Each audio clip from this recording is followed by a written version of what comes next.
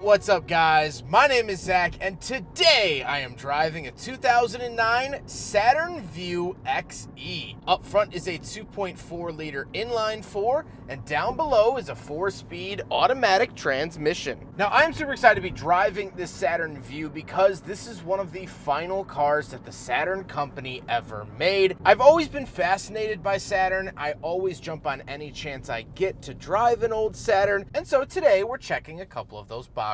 But if you'd like to submit your own vehicle, you can head on over to my website, zackpraedel.com/submit. It's quick and easy. It's just a little form to fill out. And huge thank you to Napleton Subaru in Schaumburg for letting me take out their Saturn Vue. They are absolutely awesome. If you'd like to browse their inventory, you can do so down below in the description, but more on them towards the end of the video. But let's get back to that 2.4 liter Ecotec engine under the hood, making about 170 horsepower. Well, that was a very bread and butter engine for GM towards the end of the 2000s. I personally owned a Pontiac G6 that had the same exact engine, and I have to say, in my time with it, it was very reliable. I beat the snot out of that engine when I was a teenager. I had that car from when I was 18 till I was 22, and it never got a wink of sleep. And so I always have mad respect for the 2.4 liter because it withstood so much abuse from me. I drove it to and from the city of Chicago on no oil at all,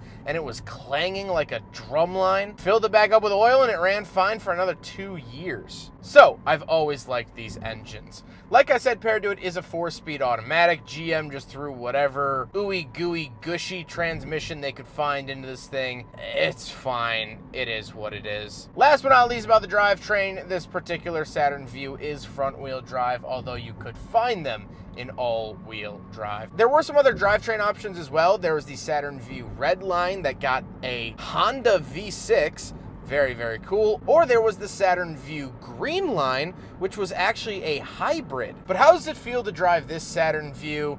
It's fine. Suspension's a little rough, steering is a little heavy, it's a little underpowered. It's just missing the mark in all the categories by just a hair. It's not really entertaining to drive. It's fine, it's comfortable enough, and it's for someone that doesn't really care about motoring pleasure. My grandparents would love this car because it's easy and simple and not hard to get in and out of. But for me, someone that drives a lot of cars, kind of knows what they like, I'm just not a big fan. With that stuff out of the way, let's talk about the interior. Well, in front of me, I have 3 gauges. Off to the left is my tachometer, and the center is my fuel, and to the right is my speedometer. I do get a little digital gauge for the odometer and the outside temperature, which is nice to see. But moving up onto the steering wheel, onto the left, we have our cruise control options, and off to the right, we have our volume. But I do want to point out, the steering wheel and these turn signal stalks are very, very clearly European. This is from Opel, so there was a lot of parts sharing across the sea going on in GM towards the late 2000s, and so you can obviously tell these are very European turn signals because, well, they were from the European division. Off to the left, we have a climate control vent,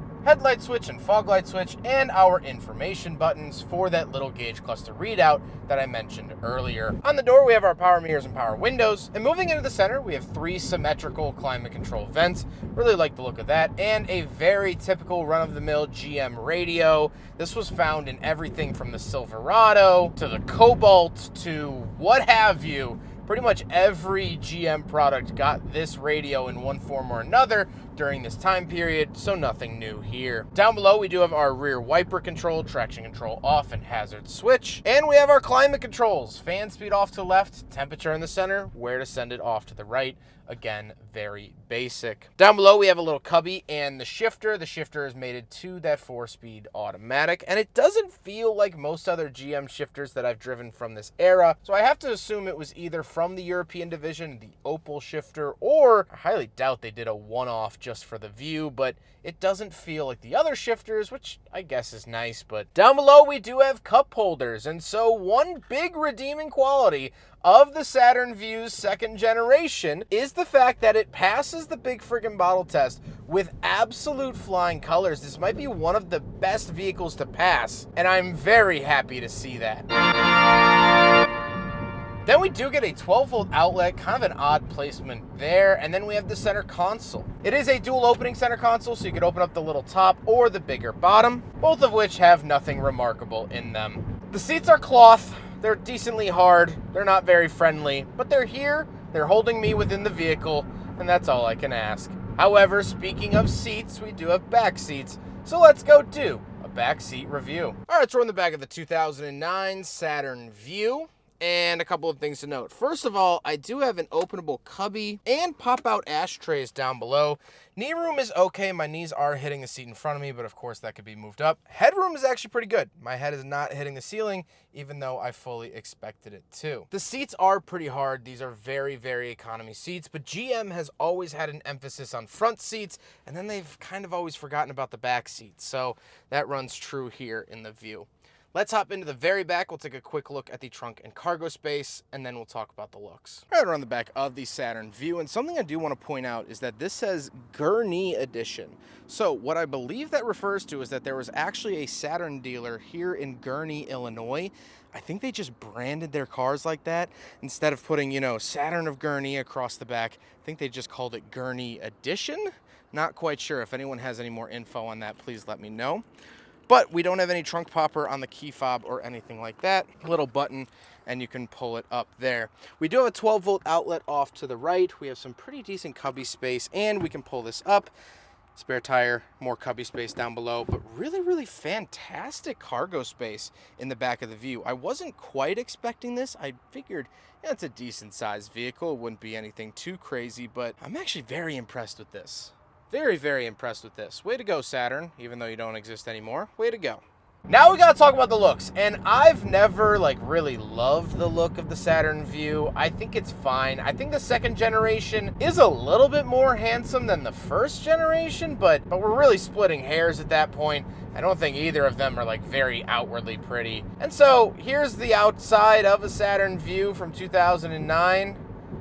Do with that what you will, but yeah, here it is. With all of that being said, let's get on to my final thoughts. What do I think driving a Saturn Vue from 2009? Well, I have had a lot of Saturn experience this year. This is now the 5th Saturn I've driven, and so I've driven a lot of the older stuff, the SL, the SC, the SW, the S-Series vehicles, and those cars had personality.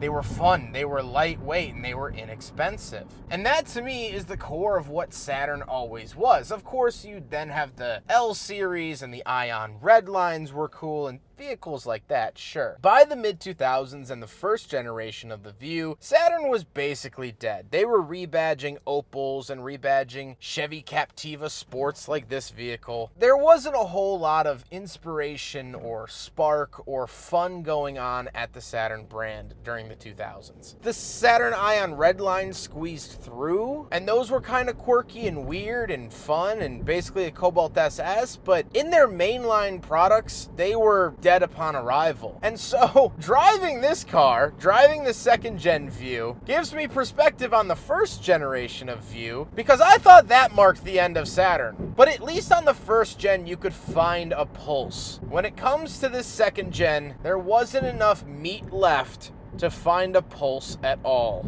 I don't even really know what this car is. I mean, obviously I know it's an SUV, I'm not asking that. What I'm saying is that it's a weird amalgamation of different parts from across different brands under the GM umbrella, but from totally separate nationalities, and then manufactured in Mexico. It just feels so unsure of itself. It doesn't really know even what it is. And so for basic transportation, that's fine. Not every vehicle needs an identity, but for something to stick around, it has to have some type of characteristic, some type of selling point, something to get your foot in the door. And with this, it just seems like there wasn't really anything to get your foot even near the door. This is the epitome of GM blobbiness. This is like meeting the star athlete from high school 10 years after graduation, and they're sitting behind a desk plucking away doing numbers, and they have a gut now. And you say, hey man, you still play football? You still play soccer? You still chucking the lacrosse ball around? And they go, no, gave that up. Got a wife, got the kids now, got, this good, comfy job. And that's fine and dandy. We all need to do that. But that spark that was once in their eye is now gone. That joy, that talent, that uniqueness has left Saturn. So, although they hadn't gone bankrupt quite yet when this vehicle was made, this is an October of 2008 manufactured vehicle, they might as well have. The light had gone out of Saturn's eyes. And what we were left with is this, the second generation Saturn Vue. I hope you guys enjoyed the video. Huge thank you to Napleton Subaru in Schaumburg for letting me take out their Vue. They have a lot of fun cars on their lot. This might not be one of them, but they do have an awesome inventory. I'm always filming with them, something unique, something different, something fun, and something cool. They are wonderful to work with, great customer service. Every time I go in, I'm greeted with a smile. And so please go check out their inventory found in the description below. I don't think you'll regret it. But I hope you guys enjoyed the video. Don't forget to rate the video, comment on the video, and subscribe if you really liked it. Take care, guys.